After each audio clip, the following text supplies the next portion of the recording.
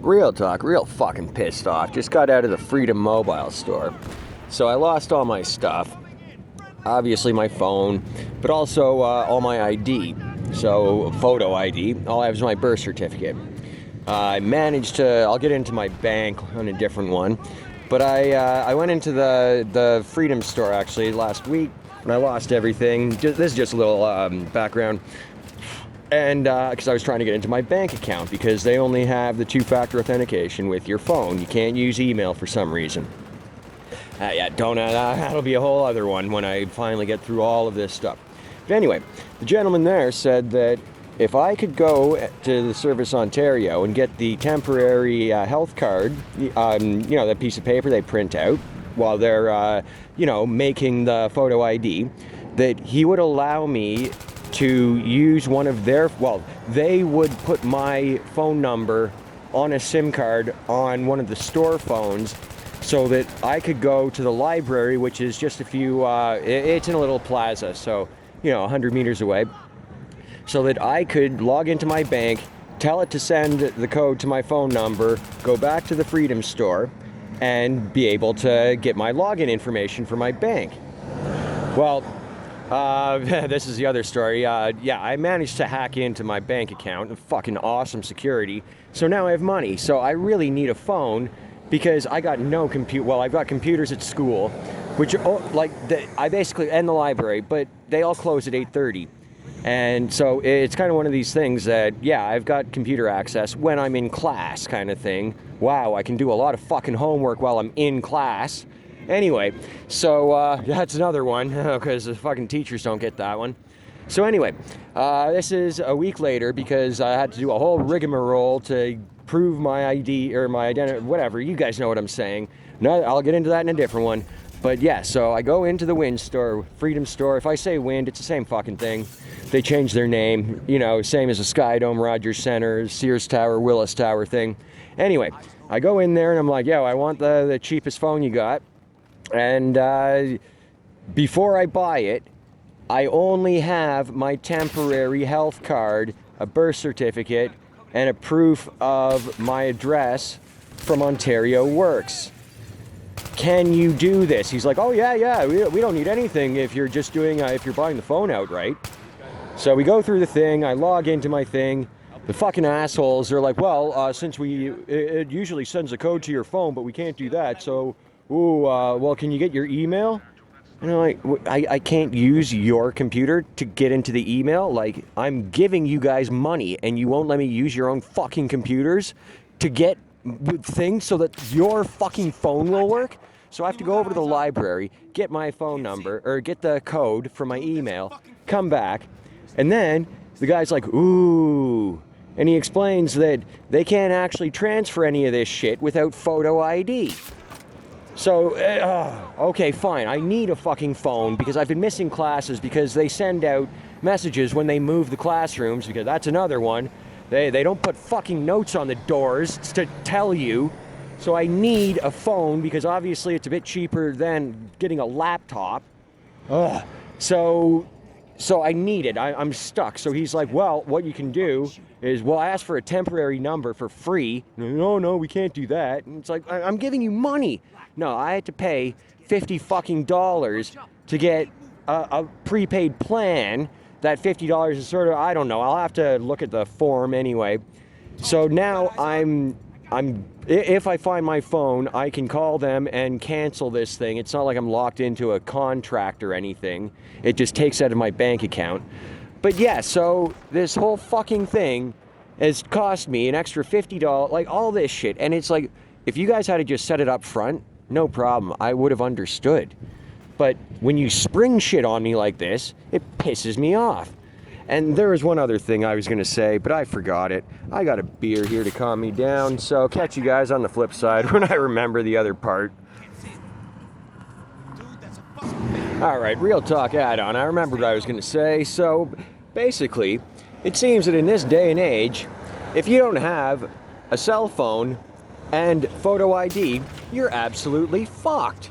You can't do anything. You can't get into your bank account. You can't, oh my god.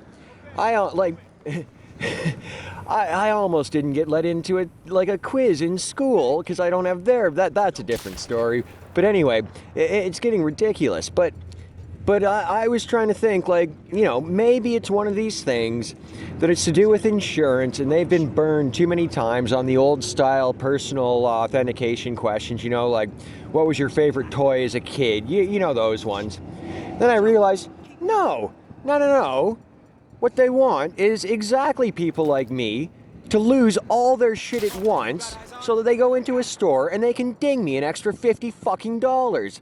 That's exactly why they sell those phone cases with fucking slots for your ID in them. Like, I always thought that was a stupid thing, but I think a lot of things are stupid, and if people buy them, because I'm me, and I really don't give two shits about my phone. I like a computer, but I know that a lot of people, they view their phone, and their phones cost like $2,000, the new iPhones, whatever. So I could see them taking more care of it than I would. But it all just comes together where it's like these people, these corporations, I should say, are not doing this for security. Well, I mean, I don't, quote unquote conspiracy theory, but to the best of what I can see, they're not doing it for security. They're doing it so that they can ding you. It's ridiculous. Like, they basically upgraded my fucking phone plan. Here's the even better part. So the guy shows me they've got 5 plans. The upper 2 are obviously, like unlimited data, fucking worldwide calling, all that bullshit. Like $500. I'm joking. Like, I don't know, 60, 70, 80 bucks a month. There's one for like 50. And then there's one for 5. And there was one for 10. And I forget how much data they had. One of them had 100 megabytes. I haven't even heard the term megabyte in a fucking decade. The other one was a little bit more. And I was about to get them, but then the guy says, well, you only get 2 hours of calling. And I'm like, so how much do you ding me if I go over 2 hours? He's like, no, you only get 2 hours calling.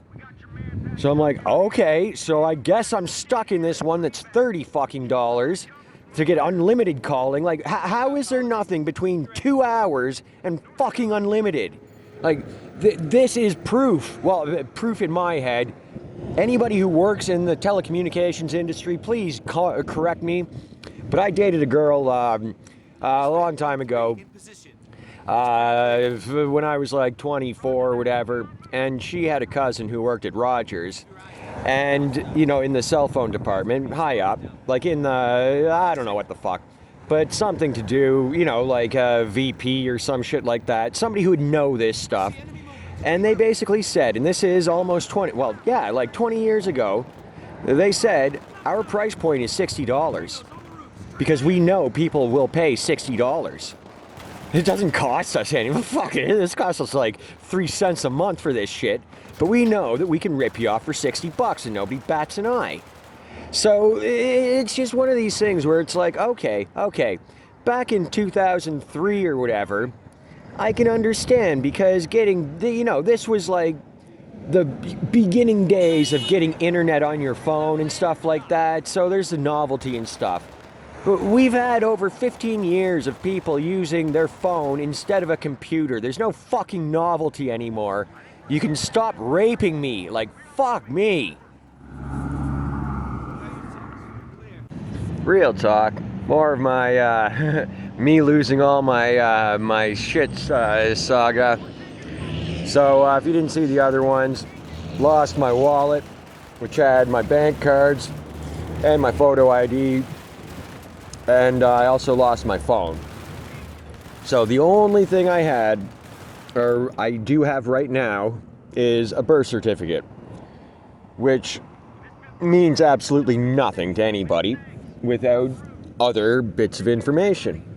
So I'll do the Service Ontario one first, because Service Ontario, if for those not in Ontario listening to this, it's not run by Ontario, they contracted it out. So each individual location, basically, as long as they don't do anything egregious, they can kind of do whatever they want. So I'm Well, for those in Toronto, I'm at Eglinton Square because it's close to my Ontario Works office, and that's where there's a library and there's a Freedom Mobile. So just a little background on why I was over, blah, blah, blah. I was trying to get into my bank account because I lost my bank cards. So they've got online banking, obviously, and I wanted to transfer money. And well, just get into the account kind of thing. Because I could transfer money to, a friend and have them give it to me, that kind of shit. So I go into the Freedom place, and I asked them if there was any way they could help me out with getting my code, because the code for access, like the two-factor authentication code, gets sent to my phone. And they absolutely refused to change it to email. I don't know why. Oh, cement truck, whatever. I'll have to, when I have time, I'm going to go into a TD and, do a full thing, because I'll do another one, because they've really, I mean, as far as I'm concerned, they don't have any customer service. It's fucked up. So anyway, back to this. I was asking the guy in the Freedom store, the phone store, if there's any way we could do this. And he says, well, we need some photo ID. But because, and I explained to him, like, I'm homeless, I lost all my stuff, I've got a ton of money, except I can't get into my bank account, and, help me out, because I'm on pay-as-you-go, and if this doesn't work, I'm not paying my phone bill and stuff. So he's like, okay, you know what, we can't give you a phone, like, we don't have loaner phones kind of thing, but if you can go to Service Ontario and get a temporary birth certificate, and bring that in, then I will put your phone number on a phone that stays in the store, and you can get that, go to the library, which is like 100 meters away, log into your account and have it sent here, and I'll give you the code so you can get into your bank account. Now, I won't get into why it didn't work that day. I had a bunch of stuff. I'll do that in a different one. But, what was I talking about? Quick real talk. I just got off the subway. Not quite on the walk. I got a bit of time before class, so I'm just having a smoke here. And this is, I think I already did a couple on how people are being programmed. So this is just another couple examples. These are just kind of funny on the surface. But I really wonder the ramifications of people acting this way. Not their fault, obviously, but so when you ride the bus here, we've got the bus service and subways. Little toy train subway. You can see ours here, and you can see some cities that you obviously would not consider as quote-unquote advanced or quote-unquote as world-class as Toronto. And yeah, check out their subways. Like, wow. but that aside, so you got people who are riding the bus, going to work, just going to school, whatever. And the buses obviously connect to the subway line. And when they do, they go into a bus-only area, so that you can load and unload passengers. And it used to be maybe one person, I don't know, a year or something. And it would usually be somebody who fell asleep and then woke up and just rang the bell because they just saw it and, without thinking. And when they were in the station, just knowing, I got to get off. Because they're just shit scared, like, wow, I just read that. And you wake up. You're not exactly thinking straight. Now, this is like once or twice a week, people, and they're not waking up. These are people ringing the bell when the bus has already pulled into the station, as if they think the bus is not going to stop at the station, kind of thing. And vice versa. When people are getting on the bus at the station, we've got these cards here, Presto cards, oh my god, no, I'll get into that in a different one. But they're tap cards, like your bank card sort of thing. Actually, I don't know, in the States, do you guys have that? Do you guys even have Interac yet? I've heard that you guys are like fucking a decade behind the rest of the world. But anyway, I'm sure you guys understand what I'm getting at. Well, you get a free transfer from the subway onto the bus. Like, these people will pull out their cards and tap it on the thing there. And it's one of these things that, and here's a link to Chamath Palihapitiya's 2017 interview at Stanford University. And in the bit, I'll link it up at the correct time frame, but please check out the entire interview. Like, this guy is seriously smart.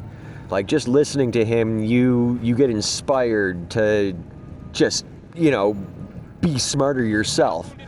Because it's just one of those, the guy is just a fucking genius. But anyway, he mentions, because he worked at Facebook, and he was explaining, the whole dopamine hit and all that kind of stuff, that people are getting programmed.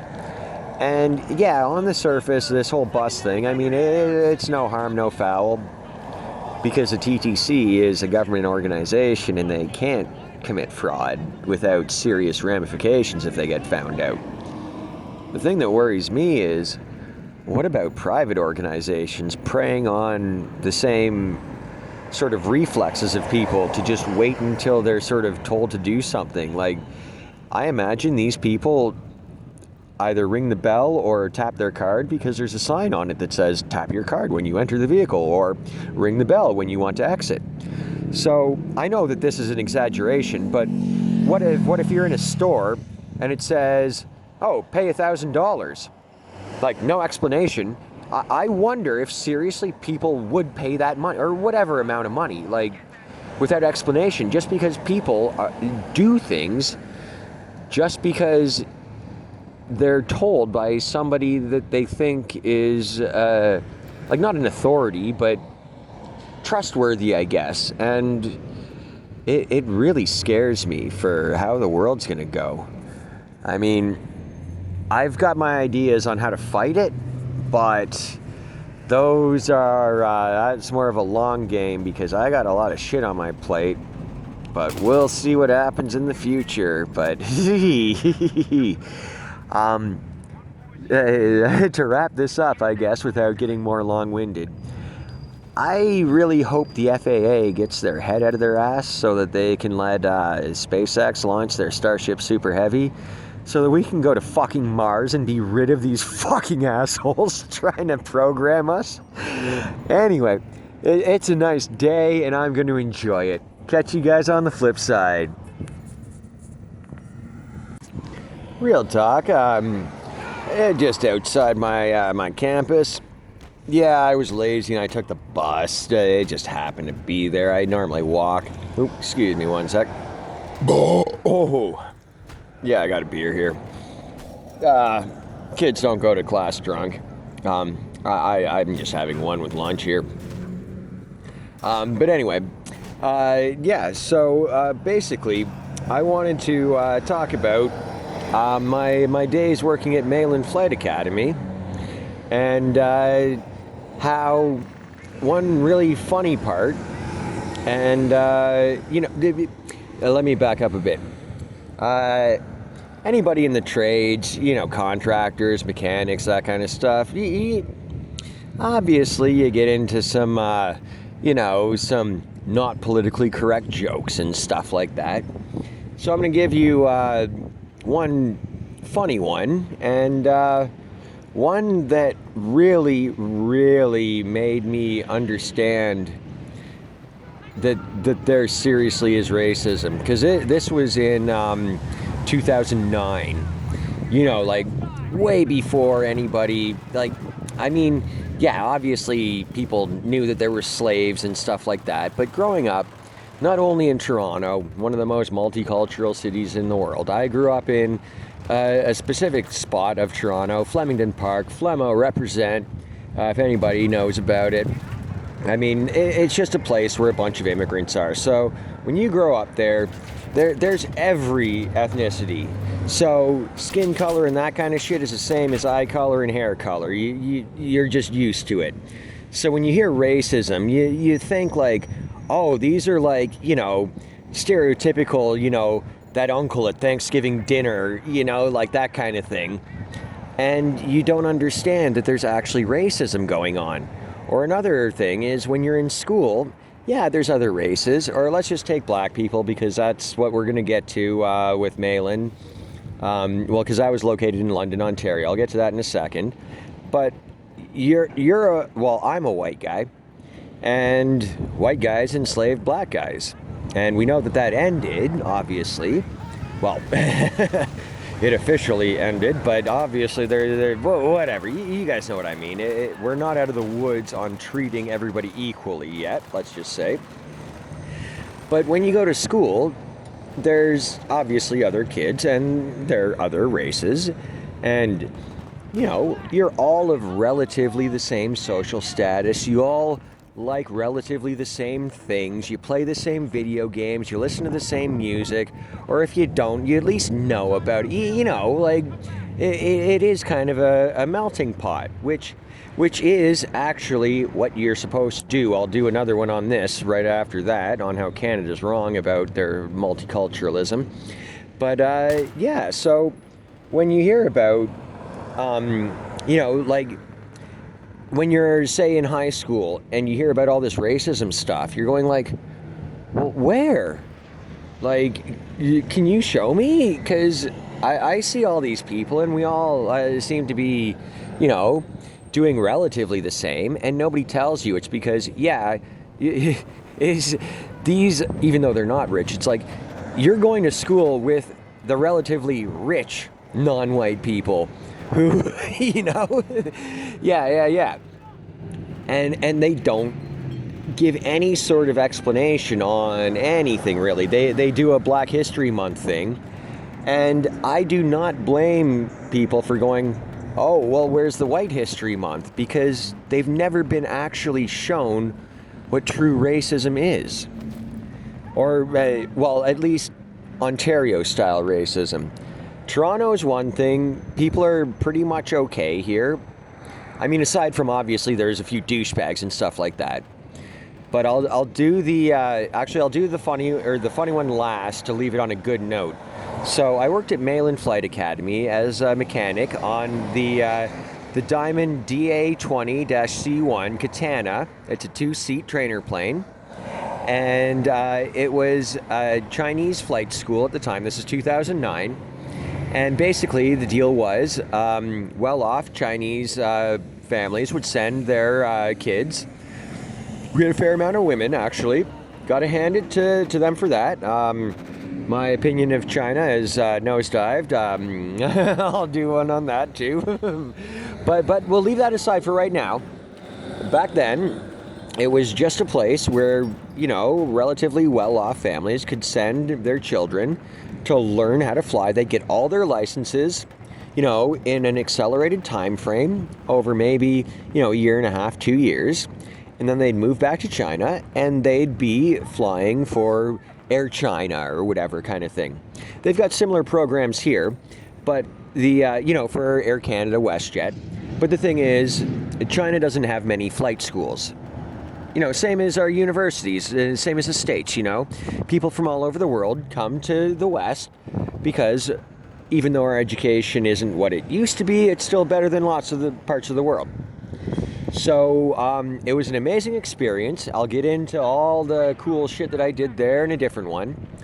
But they were having an interview. Many interviews. There was one position they were trying to fill. And a black guy came in. And not only was he black, he was, one of those like really dark black people, which means nothing to me, but you'll see why in a second. And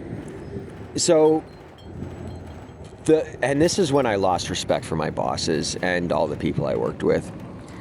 Well, most of them, the ones that actually commented on this. So basically, they humored the guy and did a whole interview, had him there for like an hour or something.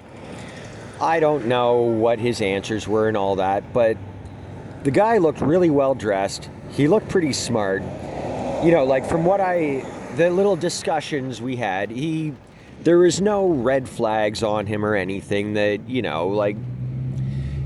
so there's no way to judge the guy unless you're prejudging him, basically. But anyway, so the guy finishes his interview and leaves. Now, just a little explanation. Our boss had a tickle trunk there. It was a toolbox, and he had, like, you know, chocolate bars and some drink mix, because we had water there, but no actual flavor or anything. It's not like we had a pop machine or anything like that. So obviously you want some taste to, you know, your liquids that you're intaking at sometimes. But anyway, yeah. So there happened to be, I think, purple Kool-Aid. One of the flavors happened to be purple Kool-Aid. You can see where this is going. So the joke after this guy left was, as soon as he walked in, you know, well, not as soon as he walked in, the joke goes like, wow, as soon as he walked in, we knew that we had to fucking hide the purple drink from him. And fuck, man, there's no way we're getting any watermelon or any fucking fried chicken, man. Blah, blah, blah, blah. And these guys are fucking laughing at it. Like, and it's one of these things that, like, okay, if they were just joking about that, because I didn't know this at the time, and I admit that I did laugh at that, just because I was like 24 at the time, and I thought that they were being funny, not being racist. No, it turns out that because I was pretty new there at the time, I had been there like 2.5 months. No, this entire place had a policy of no blacks. So they weren't making a joke that, hey, maybe this guy's going to be hired and we should ration these items. Not that we had watermelon or fried chicken. No. They were implying that this guy was going to steal it from him, and he was fucking retarded to even come in for this interview because they should have known that Malin Flight Academy didn't hire black people. And another bit, like, that made me realize that the racism that exists in Ontario, at least, and probably other parts of Canada, is not the racism that you think.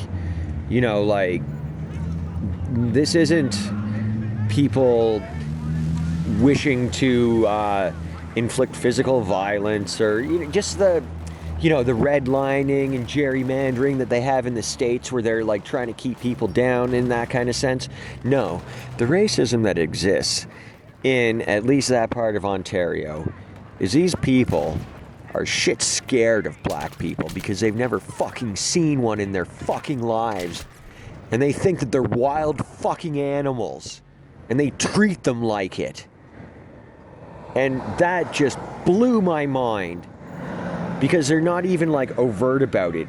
Not that it gave me any respect for the other racists, but at least they speak their mind, you know, in public. They don't just whisper it to their friends, sort of thing. Where, because it's my thing where it's like, if you have an opinion, you should be able to say it. If your opinion you're afraid to say to people, well, there's something fucked up with that opinion. Not that the racists who share their opinion have a correct opinion, but what I mean is they're so on that one side that they actually think that they're correct. What I'm saying is these people in Ontario, they know that they're incorrect and they still fucking do it anyway.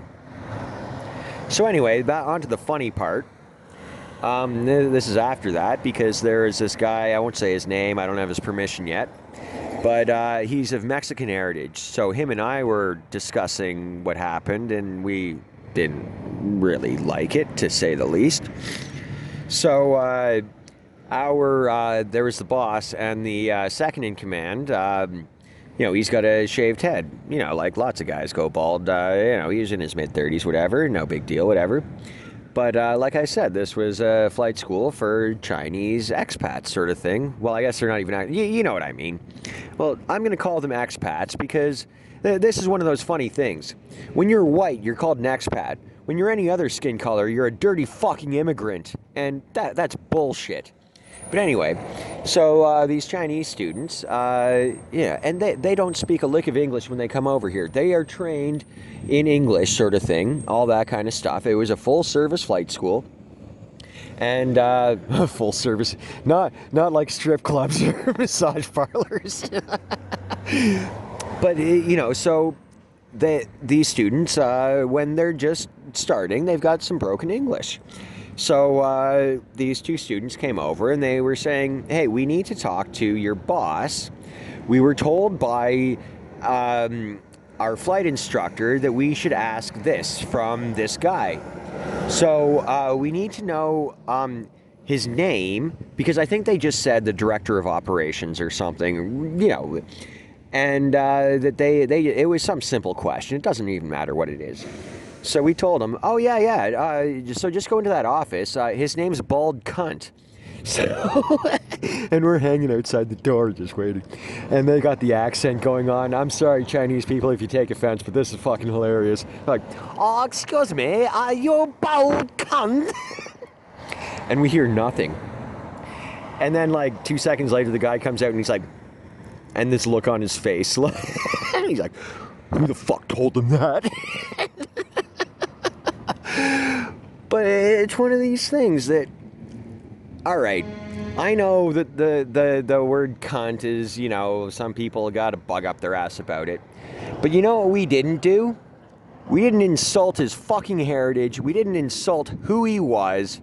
That was a joke. And that's what really got me about that, where it's... We got a long way to go before we can actually call ourselves civilized. If, like, I mean... Yeah, it's getting really bad with after the George Floyd thing, and the pendulum swinging the other way. It really makes me sad for the human race, where we can't actually come to a reasonable, logical compromise. It either has to be one people superior over the other, or the other people superior over the first group. We can't just be like, hey, let's just call ourselves fucking human beings. Like, and this is the worst part. Going back to that black gentleman who interviewed. Guaranteed, he just loved aviation. Like, you can hear me kind of in this, and it's like, what the fuck, man? All of us just want to fucking see planes fly around and shit. It doesn't matter the fuck skin color you are. I hope everybody has a wonderful day. And catch you guys on the flip side.